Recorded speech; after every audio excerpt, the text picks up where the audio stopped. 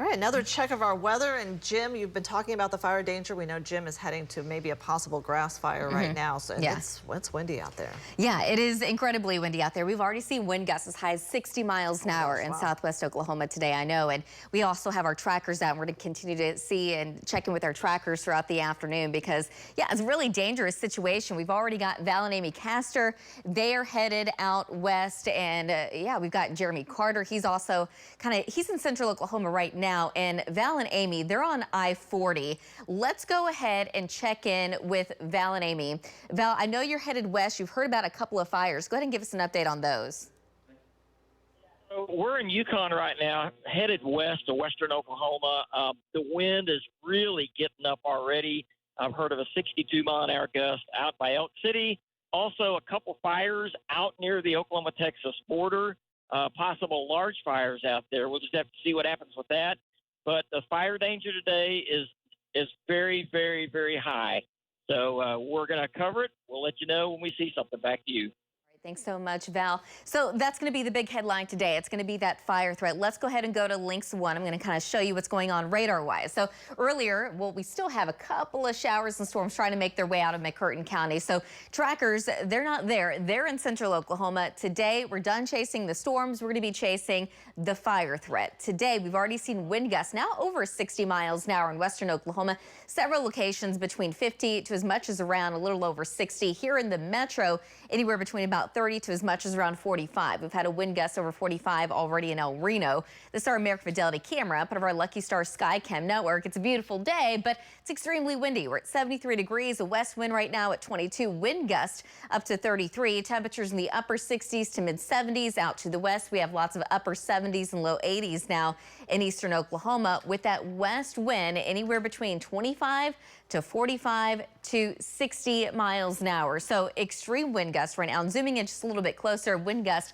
up to 44 in Watauga, 59 in Weatherford, 41 in Kingfisher, 30 in Norman, 27 right now in Midwest City. So the farther east you go, you're doing a little bit better, but relative humidity in the upper single digits and teens, really all west of I-35. The farther east you go, it's not nearly as dry, but it's still going to be a problem today. So the fire threat, we're in that extreme category all across the west into parts of approaching I-35. The farther east you go, we've seen a lot more rain recently, so we're not doing too bad out there. And I'm looking for the hot spots. And today it could be a little bit more difficult to see some of the hot spots because the wind is going to try and keep that smoke closer to the ground. But you can definitely see that one on I-40. We're basically just north of I-40 out in the Texas Panhandle. So a huge fire out there in western Oklahoma. That's where we've had really no rain, it seems like, for the past several storm systems, the past several months. So we're going to have to watch it very closely in that part of the state. But wind advisory goes through this evening. Eventually later this evening, the wind will come down quite a bit, but we could easily see wind gusts